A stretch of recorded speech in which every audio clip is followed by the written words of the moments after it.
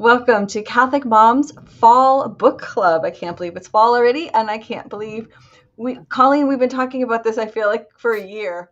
Mm-hmm. I was Yes. very blessed to get Colleen's new book, Real Moms of Real Saints, and that's Colleen Prispich. If you happen to be listening and not watching with us, her new book is from Pauline Books and Media, and I was so honored to be one of your endorsers. So I Yes. have been sitting and just ruminating on how amazing this book is now for a year and thrilled to bring it to our Catholic Mom listeners and viewers. And Colleen, to tell us first just a tiny bit about yourself. You're one of the busiest human beings I know in the world.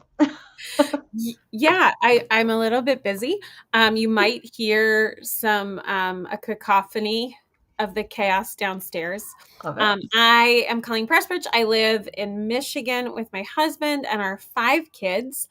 I homeschool them and I homeschool my nephews and my niece as well. And so it's just like loud, beautiful chaos at my Love house all the it. time. Love it. And in my spare time, I write. And I don't know where you find the spare time. And it's not like you just write one book, Colleen. This no, has been a very prolific year for you. How many yes, books came out for you this year? 3 actually, 3. Let's see. And another one coming in February. So it has been a full year. So Real Moms released, and that's for adults.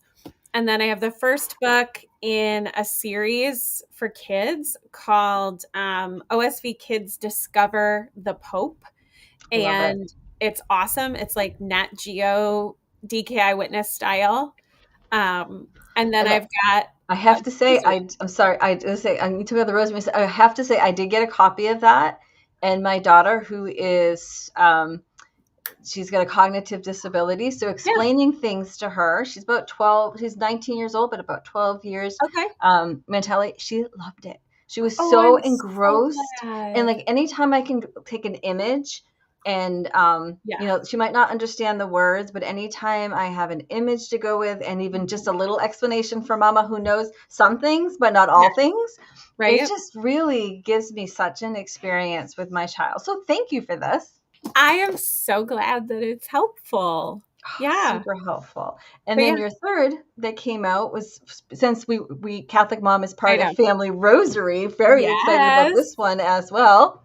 Yes, is a set of rosary meditations, and these are designed to be used either as a family, in a school, in a parish, but they're also written in such a way that a child who is interested on their own can engage with the rosary themselves, which was really important to me as a person who didn't grow up in a practicing Catholic family and who didn't, kind of get that guidance from parents to be able to Mhm. provide something for those kids who are curious, who are faith filled. Yeah, was important. And of course, Family Rosary, we're very fond of this prayer for growing closer to Christ because Mhm. it's his life. I think it was John Paul II that may have said it's like the gospel on the string. It may have been Yeah. um, one of the other great minds, and they're all saints, so they don't care if I get them wrong Nope, they when don't. I quote them. But it is such a beautiful that imagery of this being the gospel on the string, like all of his life, the Blessed Mother. It's just such a powerful way to come to know your faith, and to give that to a younger audience is truly a gift to a parent, but also a ministry that is Mhm. trying to help families pray, especially Yes. the rosary. Yes. And I love Family Rosary. So, And clearly we love you too, because here you are again. yes. And so without further ado, I want to jump right into this new book club, this new book, Real Moms of Real Saints. What a creative idea. What made you think of this?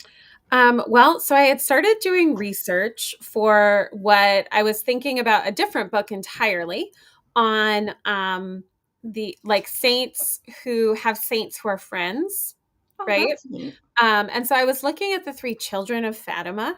Mm, They're cousins, they're friends, they're really close. And I was thinking writing a book for kids about them. So I was rereading Lucia's diaries and her records of the apparitions. And I kept getting distracted by her mom because she writes about her mom in a way that just like Maria Rosa came alive to me. And I was surprised because in a lot of the versions of the Fatima stories, Maria Rosa is like not the villain, but like she's not great, right? Like she's the mean lady. She's the one who doesn't believe. She's, like she's the opposite of these faithful children.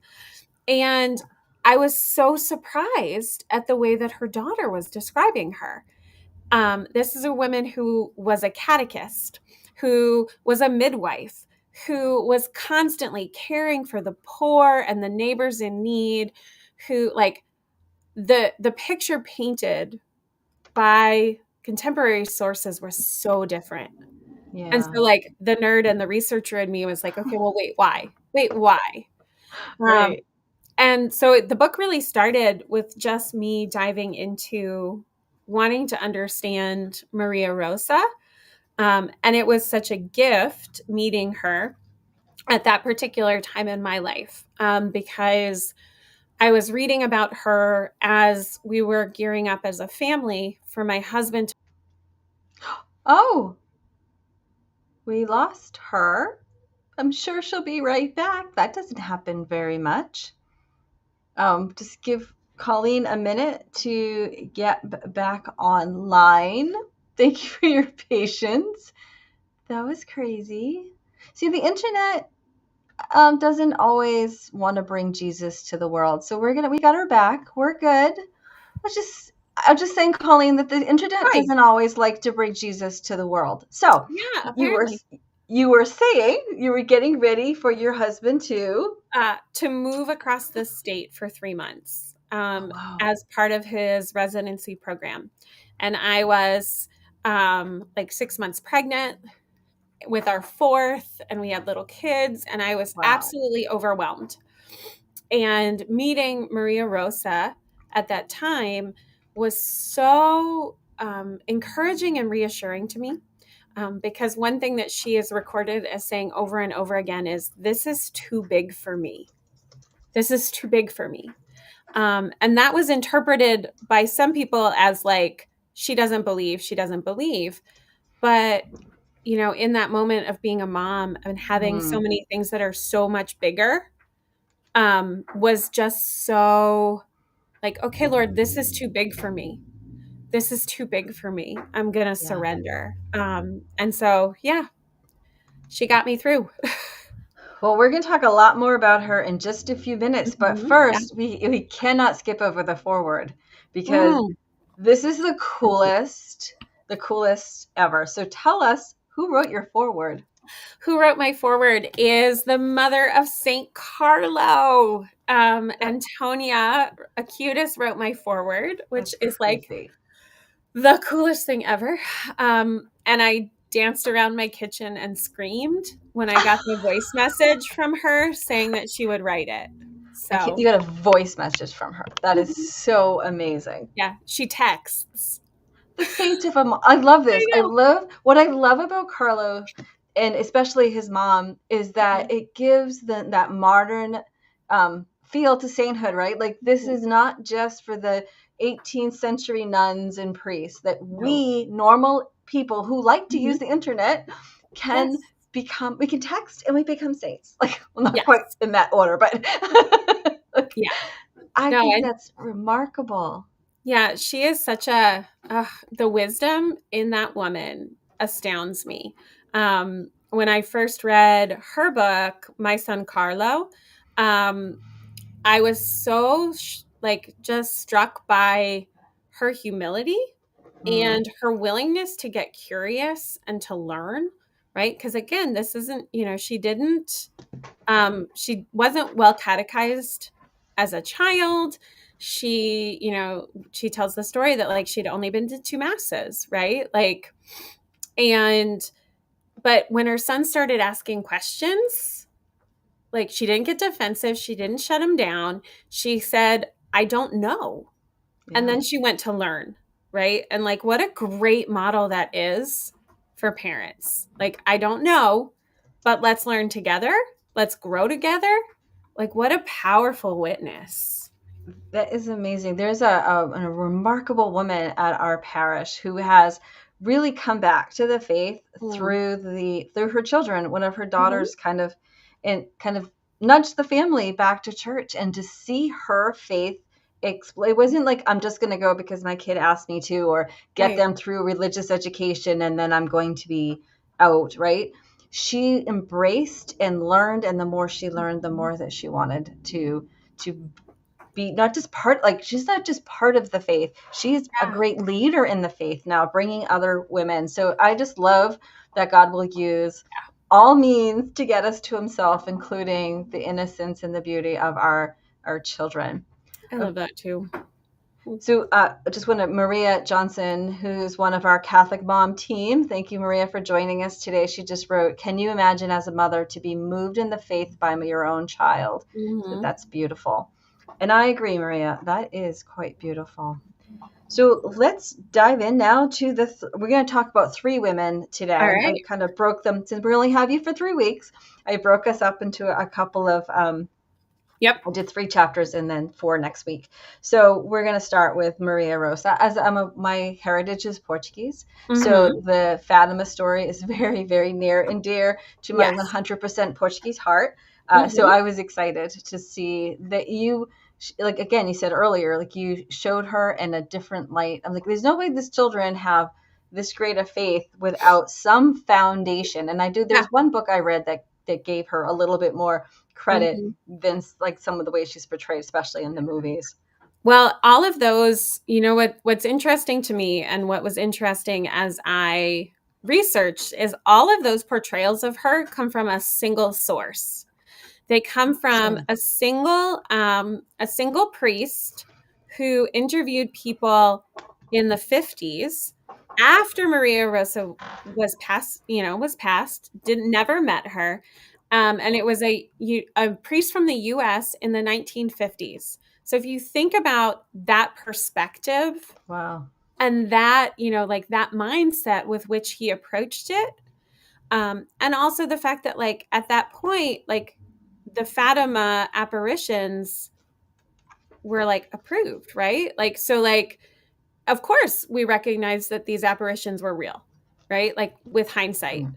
Um, so I was really fascinated by how quickly, like, that portrayal of Maria Rosa spread through the ethos, coming and can be traced back to a single source. So That's crazy. I know. Was there anything about her that really, as a mom yourself, taught you? Is there anything about her that really, like, a lesson that you took away from learning more about Maria? Um, Surrender. Mm. This is a woman who, and her daughter even said, that the cross that her mother was asked to bear as a result of these apparitions was Wow. greater than her own. Um, their family owned the field that the Mm. apparitions happened in. So when you have Right. thousands of pilgrims streaming in, you can't grow crops anymore, right? Oh, Um, wow. you can't pasture your sheep anymore because your field is ruined. When you have thousands of pilgrims coming into this teeny tiny town wanting to talk to your kid, you don't get privacy anymore. Wow. Her husband started spending more and more time, like, away from the house because, like, he couldn't handle it, right? Um, their family life was completely shattered by Wow. these apparitions, and this woman never wavered in her faith. She would say, "This is too big for me. I give it to you." But she was faithful. It's And yeah, like, she And just she does. also had to, she does the sounding. And then she also had to surrender. It reminded me a little bit of about Mary and Jesus, right? When your child is called to be a messenger for God, she also had to surrender that relationship Yeah. to her Yeah, daughter. yeah, she actually had to essentially give her Mm. daughter away to the church and to, like, very physically, right, Yeah. allow them to take her child away from their home, and like the most heart-wrenching story for me is on her deathbed, she tries to call her daughter Yeah. and she's not allowed to talk to her. Right. And like, That ugh, makes me, that makes me cry every I time, know. Colleen. I'm gonna like cry right now. And but she stayed and she was faithful. It's Oh, amazing to me. she's incredible. The next mom, I was Oh surprised to see this next mom. I yeah. love Don Bosco. I love Saint John Bosco. I have loved him forever. Mm-hmm. There's something about the image that they share of him, his soft eyes. Just I add him to Yeah. my Saint posse very long time ago. So Yes. Margaret. So tell us how Ooh, did you find Margaret? Margaret Bosco. She's fascinating. And I swear, like the Lord loves me so much. I am I so agree with that. spoiled. That like every time as I was writing this book, I kind of like do like one at a time and pray about who's next. And I love sure enough, that. like he hands me the mom for the season of life that I am, in. And so Margaret Bosco is a woman of, again, incredible faith. She was a single mom raising three boys who were incredibly different from each other, incredibly different, could not be parented the same way. And she just did a masterful job of Hmm. like managing different temperaments, different vocations, and yet ensuring that each of her boys knew that they were seen and loved and known. Um, she's kind of awesome. And I think that's for me the lesson I took away from that is like that's very normal for mothering. Like I have three children, they are Mhm. all incredibly different. I have my Yeah. daughter who's profoundly deaf with a cognitive disability, takes a little bit more of Mhm. like thought and insight in Yeah. how to mother her. Um, versus my sons, and Mhm. it's just, and even as they're adults, right, and I still Yeah. continue to mother them. And Of so course. I really, as I just was really drawn to her ability to kind of read her children. And like that's the beauty of being a mom. And even when you get it wrong, and we always Mhm. do, like there'll be moments you don't read them right, like Oh yeah. knowing that prayerfully God's with you, that you have that strength and you'll get it right eventually. Yeah.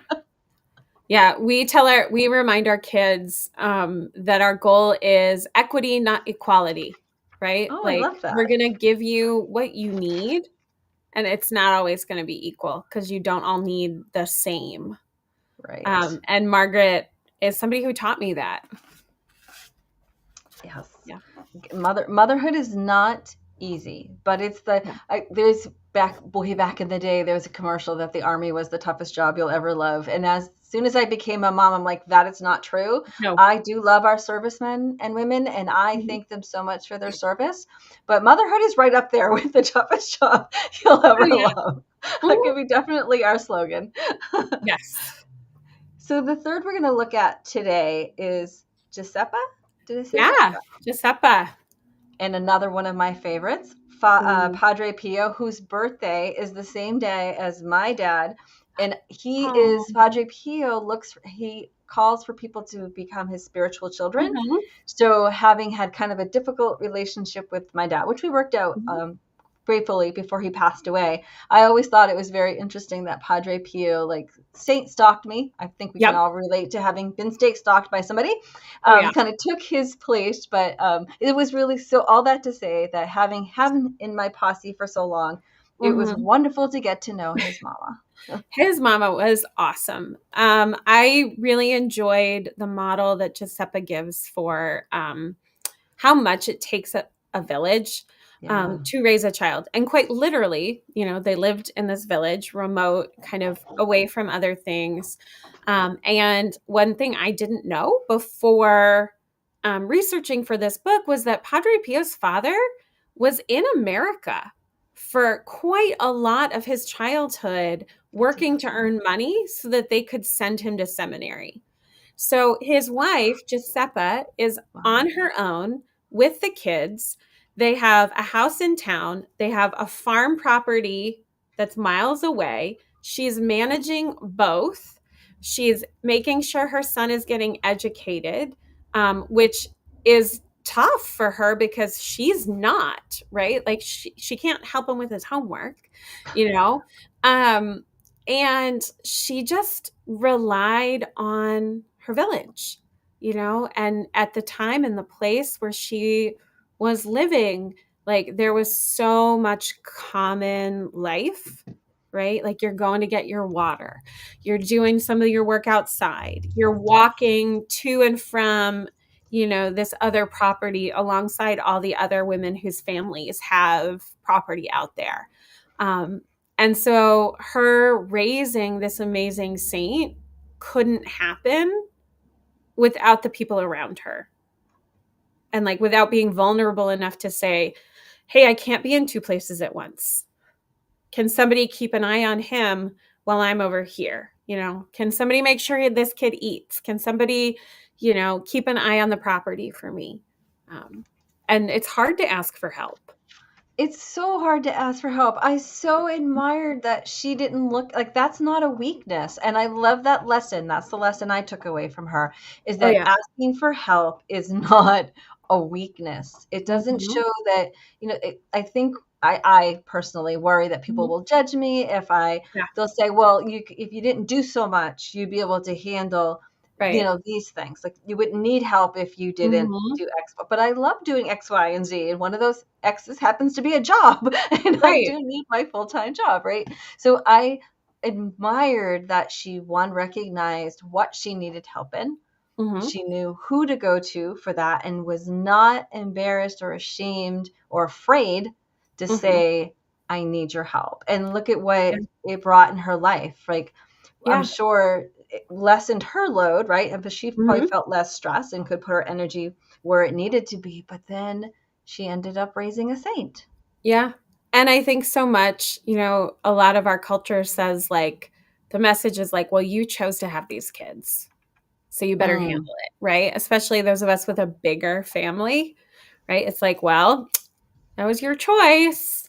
Like, okay, yeah, it was, but it's also still hard. And it's also still not something that we can do all by ourselves. And we're never right, supposed to, right. right? Like we're the primary educators, catechists, formers of our children, but we're not the only ones.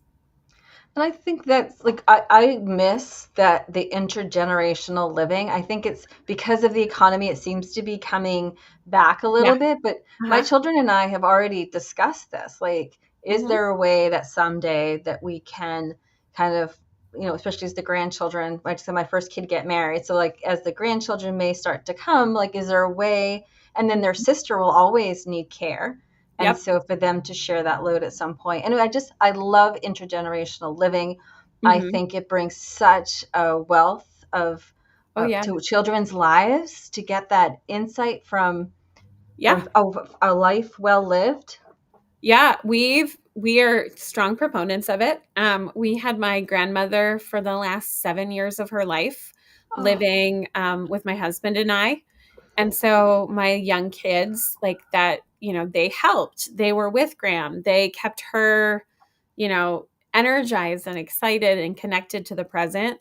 And then after Graham passed, we actually renovated the back half and moved my mother in. So like we are all about intergenerational living.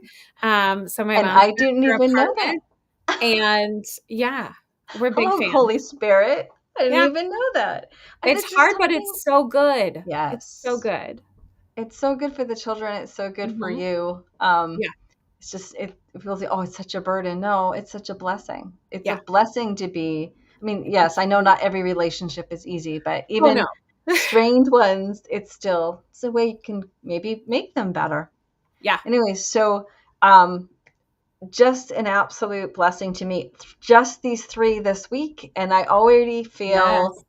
I feel different. I feel empowered. I feel encouraged in my Good. vocation as motherhood. Um, as we read forward, what is it you'd kind of like the reader to be? I know there's questions in here. Like, what is it you really Yeah. like our readers to take away from today as we prepare for next week? To take away from today and prepare for next week, I hope that find some time to like sit with the Lord with your own motherhood, and just offer it and let him show you maybe the places that feel a little defensive or tender, or Mm. let him into the places that you need to be built up and encouraged and maybe open to help or able to be a little bit more vulnerable. And then, yeah, I hope and pray, because I do pray for all of my readers, That's amazing. that you will get to, also feel encouraged by each of these women. Are we doing 4 next week? Are Yes, we are. kind of awesome. Like, all right, they're all awesome. There's not a one here that I don't like. But there's some really powerful examples coming. Sorry, Kelly is just leaving a great message here that I Oh, struggle with asking for help. I don't want to be a okay. burden. I think a lot of us understand that, but um, Mhm. that but I think about like how would I feel if somebody was asking me for help? I don't feel burdened by that. Nope. And just to trust, I was asked, like, Lord, who is it I should ask? Like, who is Yeah. going to receive this question with a charitable heart? So Mhm. I don't know if that will help you at all, Kelly. But I look forward to our next meeting and with the Me next four too. women. I do want to share with our listeners just a quick note that over the summer, the Catholic Mom team put together a beautiful book club resource based on some of our earlier book clubs. We hope to eventually complete it and have all of those in there. But you can go to the website. We'll have the link in the show notes where you can see, you can get videos. So you can watch with your group, and we have discussion questions that you can download for free. If it's somebody you've been thinking about starting a book club but not really sure how to Mhm. do it, we've kind of assembled this little kit for at least 4 of our books so far that you can download for free, watch the videos for free. I know there's a lot out there that you can pay for and they are good, but why Mhm. not start with free? Yes. And we have had the most amazing guests like Mhm. Colleen Prespich, who we so thrilled to have for the next few weeks. Yep. Real moms of real saints from Pauline Books and Media. And we will see you next week at 1:30. Yep. Oh, one more thing, real quick, everybody. October 22nd, Family Rosary, Holy Cross Mhm. Ministries is participating in a global rosary for peace. It's 10 a.m. Eastern time, and we are praying with 5 continents, 19 Mhm. countries, children, schools, parishes from literally across the globe. And we really hope you will join us on Family Rosary YouTube next week, October 22nd, 10 a.m., and we'll have that link in the show notes as well. Colleen, thank you so much for so Colleen's name is Prespich, and the book is Real Moms of Real Saints. We both have it. Thank you, Kelly, for joining us. Thank you, Colleen, for being here. It is a pleasure as always. All right, we'll see you next week. God